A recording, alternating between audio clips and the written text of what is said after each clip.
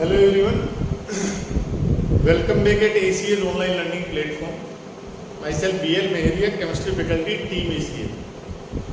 Class 11th में हम chemistry में थर्ड चैप्टर पढ़ रहे थे, classification of elements and trends in the properties. दो ट्रेंड हमने कंप्लीट कर लिए हैं, एटॉमिक साइज और आयोनाइजेशन एंथैल्पी। आज हम बात करते हैं तीसरे ट्रेंड पर। हमारा जो थर्ड ट्रेंड है वो है electron gain enthalpy. Electron gain enthalpy, electron gain enthalpy को डेल्टा EGH बोलते हैं।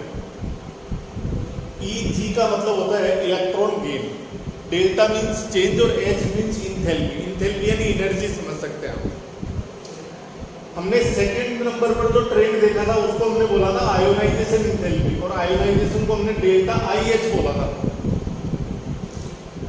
आयोनाइजेशन एंथैल्पी में जहां हम किसी गैसियस स्टेट में प्रेजेंट किसी एक मोल एटम का वैलेंस इलेक्ट्रॉन निकालने के लिए जहां हम एनर्जी देते थे, वहीं ये थोड़ा सा अपोजिट है उसका।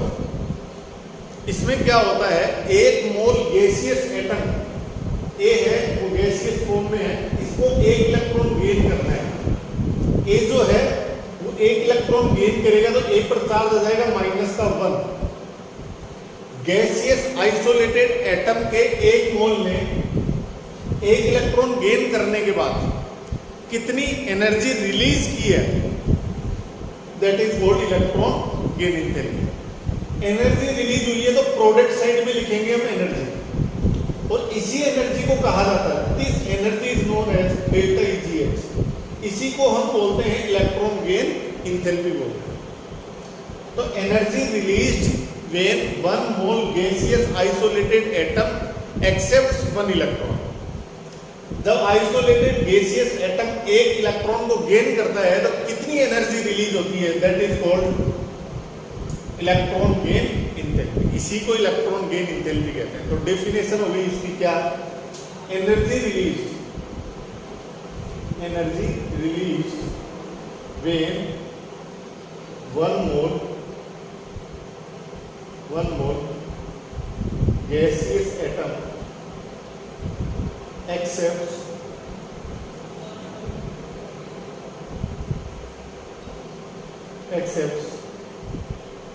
one electron। एक मोल गैसियस एटम एक इलेक्ट्रॉन एक्सेप्ट करता है तो कितना अमाउंट ऑफ एनर्जी रिलीज होता है। जितना अमाउंट ऑफ एनर्जी रिलीज होगा इसी को क्या कहा जाता है, इसी को कहा जाता है इलेक्ट्रॉन गेन एंथैल्पी कहा जाता है। दूसरी बात है कि इलेक्ट्रॉन गेन एंथैल्पी जो है, तो डेल्टा EGH जो है सर, ये कैसा प्रोसेस हुआ, ये एक्सोथर्मिक प्रोसेस हुआ। एक्सोथर्मिक प्रोसेस इसलिए हुआ क्योंकि सर यहाँ एनर्जी क्या होती है, रिलीज होती है, इसीलिए प्रोडक्ट साइड में लिखी हुई है। तो energy released in this process, that's why this electron gain enthalpy term is an exothermic process. ये पूरी तरह से एक्सोथर्मिक प्रोसेस है, और एक्सोथर्मिक प्रोसेस नेगेटिव साइन के साथ लिखा जाता है, यानी डेल्टा EGH की वैल्यू कैसी होगी, नेगेटिव होगी sir. Electron gain enthalpy negative होगी। जहां नेगेटिव साइन हमें ये इंडिकेट करेगा, जहां नेगेटिव साइन हमें ये इंडिकेट करेगा कि एनर्जी रिलीज हो रही है। मान लो दो एटम है सर, A और B, दो एटम, मुझे एक ही इलेक्ट्रॉन गेन एंथैल्पी दे रखी है, EGH दे रखी है, एक ही कितनी, एक ही दे रखी है, मान लीजिए 100 किलो जूल पर मोल, और ये माइनस में दे रखी है सर। और मुझे B जो है, B एटम, इसकी भी डेल्टा EGH की वैल्यू दे रखी है, और ये है -200 किलो जूल पर मोल। मैंने आपसे पूछा कि किसकी इलेक्ट्रॉन गेन एंथैल्पी ज्यादा है, ये मेरा आपसे क्वेश्चन है। तो आप में से बहुत से बच्चे ऐसा कहेंगे कि सर एक ही इलेक्ट्रॉन गेन एंथैल्पी ज्यादा है, क्योंकि सर -100 और -200 में से ज्यादा कौन है, -100 ज्यादा है सर। आप लोग ऐसा कहेंगे, लेकिन यहां मैथ्स नहीं लगाना है।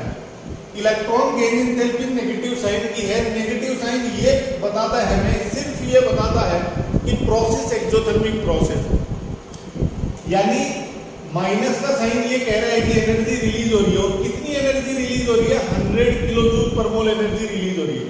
और यहाँ माइनस साइन बता रहा है कि एनर्जी रिलीज हो रही है, और कितनी रिलीज हो रही है, 200 किलो जूल एनर्जी रिलीज हो रही है। तो यहाँ मैंने यदि कंपेयर किया डेल्टा EGH को, तो मेरे को ऐसा लिखना चाहिए कि B की डेल्टा EGH ज्यादा है किससे, A से, यानी इलेक्ट्रॉन गेन एंथैल्पी की वैल्यू B की ज्यादा है, A की कम है। क्यों, यहाँ मैथ्स नहीं लगाना, -100 और -200 को कंपेयर नहीं करना है। ये माइनस साइन केवल हमें इतना बताता है कि एनर्जी रिलीज हो रही है। ए ने जब गैसियस स्टेट में एक इलेक्ट्रॉन को एक्सेप्ट किया होगा और A-1 बना होगा, तो जो एनर्जी रिलीज हुई है वो 100 किलो जूल पर मोल थी। और B ने जब गैसियस स्टेट में B के एक मोल ने एक इलेक्ट्रॉन गेन किया होगा और B-1 बना होगा, तब जो एनर्जी रिलीज हुई है वो कितनी हुई है, 200 किलो जूल पर मोल एनर्जी रिलीज हुई है। तो ज्यादा एनर्जी किसमें रिलीज हुई, B में सर ज्यादा रिलीज हुई। अब आप में से कुछ बच्चे ऐसा भी कह सकते हैं कि सर ये तो कंफ्यूज करने वाला है, आपने ये कह दिया कि -100 और -200 में से ज्यादा एनर्जी बोले -200 की है। तो एज ए मैथ्स देखें, मैथ्स का जो नंबर देखें वो तो माइनस का 100 ज्यादा है सर, तो हम कंफ्यूज होते हैं। कंफ्यूज होते हैं तो आपके कंफ्यूजन को दूर करने के लिए एक टर्म इजाद किया गया जिसको हम कहें इलेक्ट्रॉन एफिनिटी, कहना शुरू कर दिया हमने।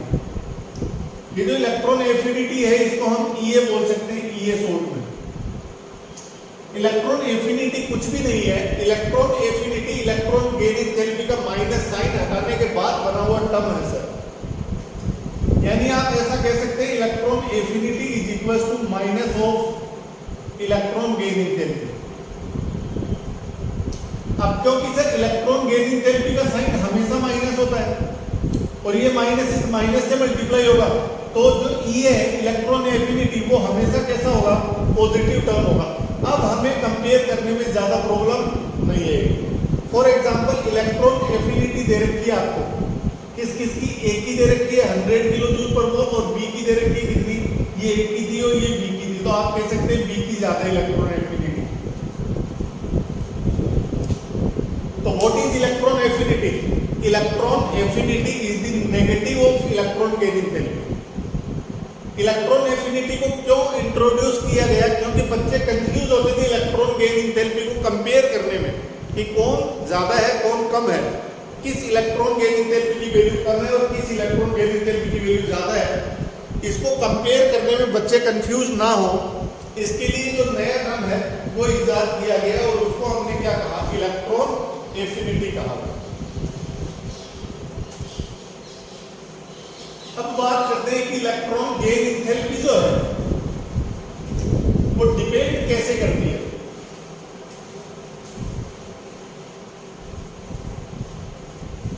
किस किस पैरामीटर पर इलेक्ट्रॉन गेन एंथैल्पी डिपेंड करती है वो पढ़ने वाले हैं।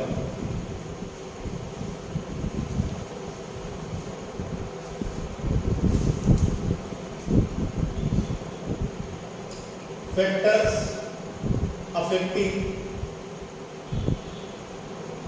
Delta EGH, electron gain enthalpy को कौन कौन से फैक्टर्स अफेक्ट करते हैं? पहला sir atomic size. Atomic size किस तरह से इलेक्ट्रॉन गेन एंथैल्पी को अफेक्ट करती है वो सुनो। दो एटम है सर, पहला एटम है A और A एटम कुछ ऐसा है, दो सेल्स है।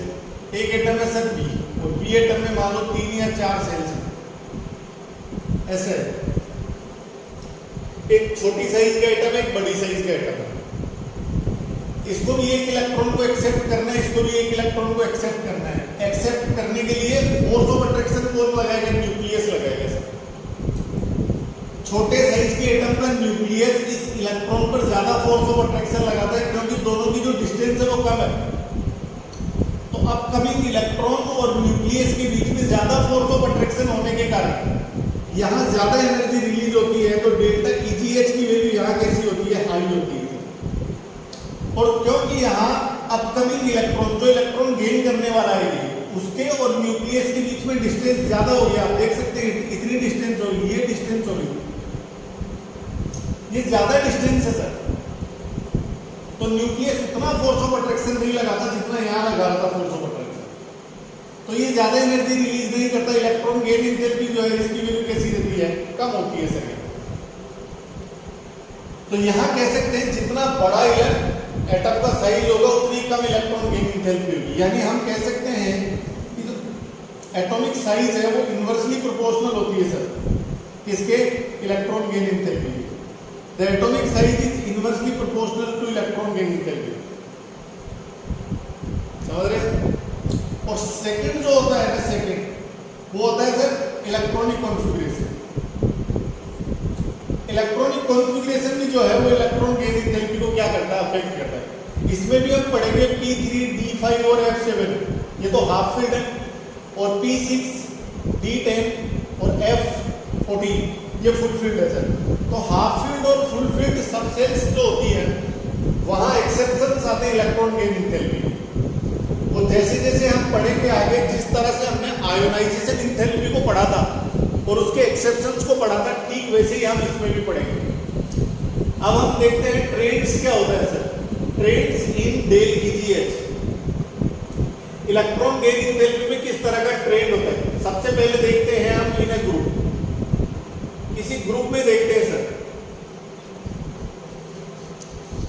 जैसे ग्रुप नंबर 17 में एग्जांपल ले लेता हूं सर। कौन है, F है, Cl है, Br है, I है, या कोई अदर ले लेते हैं सर, ये यही ले लेते हैं। तो F, Cl, Br, I और At है सर। बोलो टॉप टू बॉटम आएंगे किसी ग्रुप में। हम आए सर टॉप टू बॉटम आए, ऊपर से नीचे आ रहे हैं सर। तो ऊपर से नीचे आते हैं तो बोलो एटॉमिक साइज इंक्रीज होगा सर। और एटॉमिक साइज इंक्रीज होगा तो अपकमिंग इलेक्ट्रॉन पर, अपकमिंग जो इलेक्ट्रॉन है उस पर अट्रैक्शन जो है, लगने वाला जो अट्रैक्शन है, न्यूक्लियस जो अट्रैक्शन लगाएगा वो कैसा लगाएगा, कम लगाता जाएगा। तो electron gain enthalpy del EGH की वैल्यू भी क्या होती जाएगी, कम।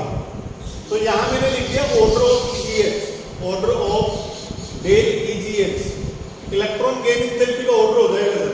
सबसे ज्यादा फ्लोरीन की हो जाएगी, उसके बाद क्लोरीन की, उसके बाद ब्रोमीन की, उसके बाद आयोडीन की, और उसके बाद किसकी हो जाएगी, At की। ये ऑर्डर होना चाहिए सर। लेकिन यहाँ एक्सेप्शन है सर, क्लोरीन की इलेक्ट्रॉन गेन एंथैल्पी हमने कम बताई है, लेकिन क्लोरीन की इलेक्ट्रॉन गेन एंथैल्पी जो है वो ज्यादा होती है, किससे, फ्लोरीन से ज्यादा होती है। और इस एक्सेप्शन को हम डिस्क्राइब करेंगे, इस एक्सेप्शन को हम डिटेल में पढ़ेंगे नेक्स्ट लेक्चर में।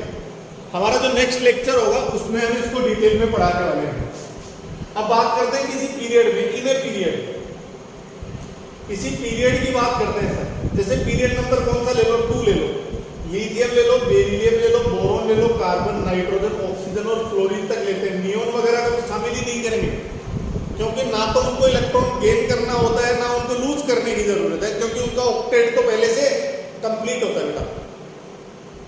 इधर बात करें sir on moving from left to right, left to right जाने पर क्या हुआ सर, लेफ्ट टू राइट जाने पर पहली बात एटॉमिक साइज कैसा होगा, कम होता जाएगा सर। तो electron gain enthalpy del EGH की वैल्यू क्या होती जाएगी, डेल EGH की वैल्यू क्या होती जाएगी, इंक्रीज होती जाएगी सर। क्योंकि अभी हमने पढ़ा ये जो एटॉमिक साइज है वो इनवर्सली प्रोपोर्शनल होता है किसके, इलेक्ट्रॉन गेन एंथैल्पी के इनवर्सली प्रोपोर्शनल होता है सर।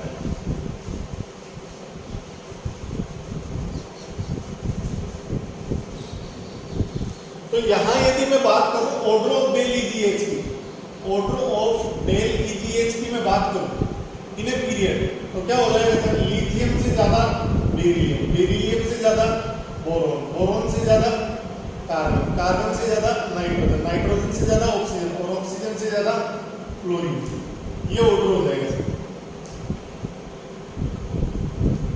होगा नहीं होगा? इसके बाद जो एक्सेप्शन है, पहला एक्सेप्शन तो है सर ये कि क्लोरीन की इलेक्ट्रॉन गेन एंथैल्पी फ्लोरीन से ज्यादा होती है। और दूसरा एक्सेप्शन हम पढ़ेंगे कि जो नोबल गैस ग्रुप के एलिमेंट है उनकी इलेक्ट्रॉन गेन एंथैल्पी पॉजिटिव होती है। अभी तक मैं आपको ये सिखा रहा था कि जितने एलिमेंट्स होते हैं उनकी इलेक्ट्रॉन गेन एंथैल्पी नेगेटिव होती है, मतलब वो एक इलेक्ट्रॉन को गेन करने के बाद एनर्जी रिलीज करते हैं। लेकिन नोबल गैस ग्रुप के एलिमेंट्स अलग होते हैं, वो क्या करते हैं, वो इलेक्ट्रॉन को गेन करने के बाद में एनर्जी रिलीज नहीं करते, एनर्जी भी आपको देनी पड़ती है। इन दोनों बातों को हम सीखेंगे कल, नेक्स्ट लेक्चर में हम इनको सीखेंगे। एक दो बातें क्लियर रखूं, लाइव क्लास 40 मिनट की होती है, उसमें आप क्वेश्चंस भी पूछते हैं, आपसे इंटरेक्शन भी होता है। तो रिकॉर्डेड क्लास में 15 से 17 मिनट की जो क्लास होती है वो लाइव क्लास में 40 मिनट में मेरे से इतना ही डिस्कशन होगा और हर किसी से इतना ही डिस्कस होगा। यहाँ मैं थ्योरी आधे घंटे की पढ़ा दूंगा तो मुझे 1 घंटे से 1.5 घंटे की लाइव चाहिए होगा। 1 तारीख को जब अपन ऑफलाइन क्लासेज में मिलेंगे तो 3rd चैप्टर कंप्लीट हो जाएगा। उसके बाद डिसाइड करेंगे कि 1st चैप्टर से वापस रिवीजन करना है कि 4th चैप्टर से कंटिन्यू करना है, वो तब डिसाइड करेंगे। लास्ट इंफॉर्मेशन है कि हम आपको स्कूल बुला रहे हैं। पिछले वीक में आपको कई बार मैसेज दिया था हमने, लाइव में भी दिया था, रिकॉर्डेड क्लास में भी दिया था कि आपको स्कूल आना है, होमवर्क चेक करवाना है, कंसर्न सर्टिफिकेट और बस के पास के लिए आना है।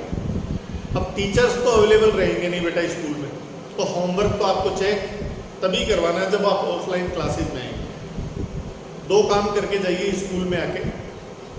एक तो बस का पास जिन बच्चों को बनवाना है वो बस का पास बनवा लो, और दूसरा जिन बच्चों को कंसर्न सर्टिफिकेट बनना है, सहमति पत्र भरना है, वो आके पेरेंट्स के साइन करो, 5 मिनट का टाइम लगेगा। 1 तारीख से ऑफलाइन में उसी बच्चे को एंट्री दी जाएगी, क्योंकि गवर्नमेंट की गाइडलाइन है कि पहले पेरेंट्स से एक सहमति पत्र भरवा लो।